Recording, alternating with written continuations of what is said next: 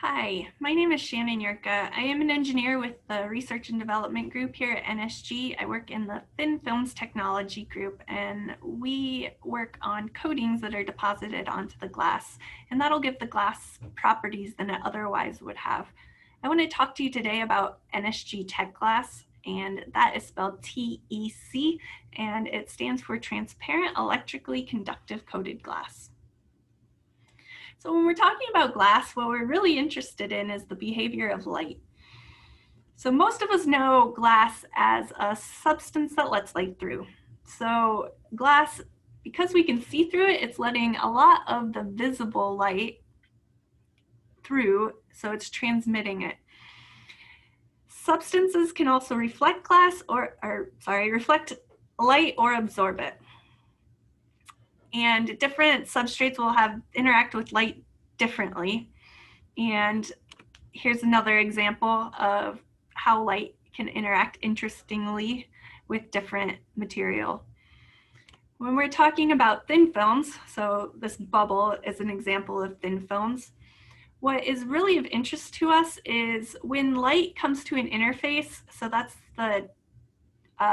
an interface between two different types of materials, that light's going to experience that interface as either reflection or transmission. So when we make a coating, we still have to, even though the substance is very thin, we still have to consider the interfaces and how that's going to affect the light traveling through or reflecting off.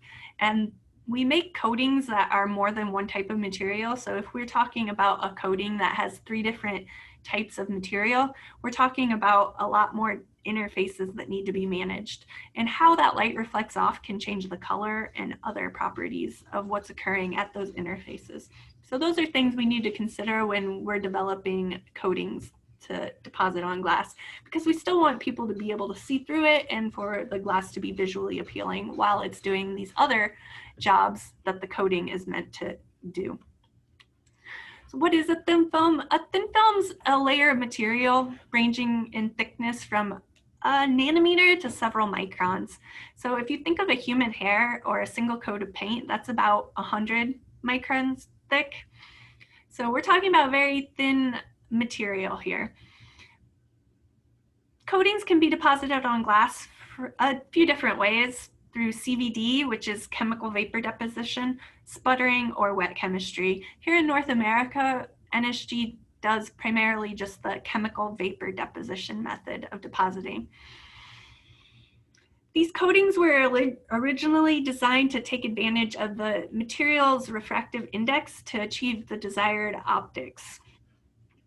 So examples of previous uses of our coatings or current uses of our coatings are mirrors, anti-reflective coatings, UV solar control, and IR reflection. So a big use of our coating is in low emissivity glass, and that is a glass that's installed in a building, and due to the low emissivity, it's not going to re-emit any energy, so it helps maintain the heat in the building. Our TEC glass, transparent, electrically conductive, so it can conduct electricity. So very much like a wire, it will conduct electricity from one point to another. I know this slide's hard to read, that's by design. It's got a little trick to it, but just to point out, the circle here at the bottom is just different versions of Ohm's law. So Ohm's law describes the relationship of electron flow, the energy field, or electromotive force, and a material property known as resistivity. And then when you pass an electric current through a conductor, it's not 100% efficient. So some of that energy will be lost or emitted. Sometimes this energy can be emitted as heat.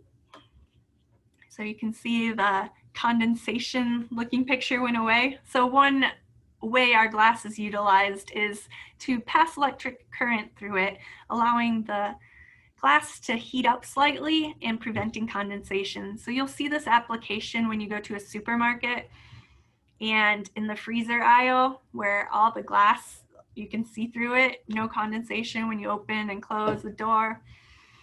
So that those are some applications for our tech glass that will maintain a clear field of view for the consumer in the supermarket and free of condensation blocking the view of the product.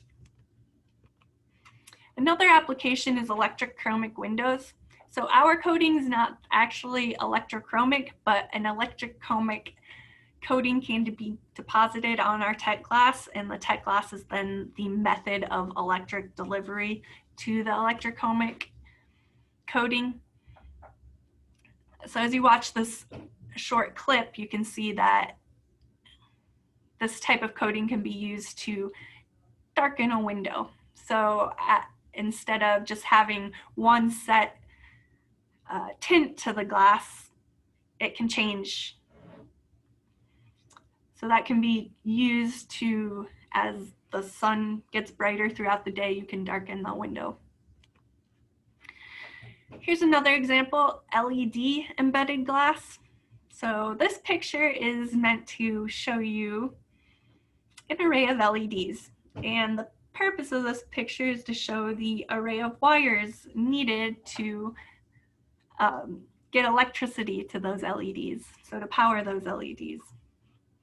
Imagine if you could use the wire in glass to power those LEDs. So you could have lights without wires. So that's an option in making a display. So here's an example of a display. So each little box would be a pixel. What is a pixel? So a pixel is a combination of red, green, and blue lights to form one of many, many colors. And a digital display would flash different arrangements of these colors in succession, creating a moving image. So it's something neat that our glass can be used to create an LED display without wires.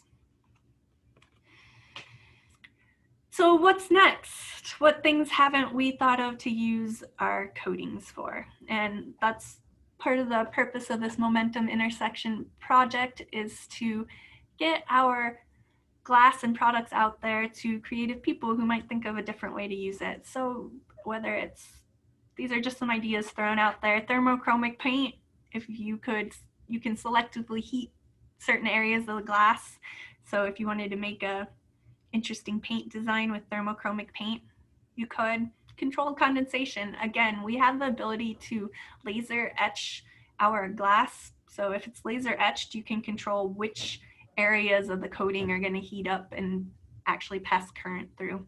And that through that method, you could do some controlled condensation.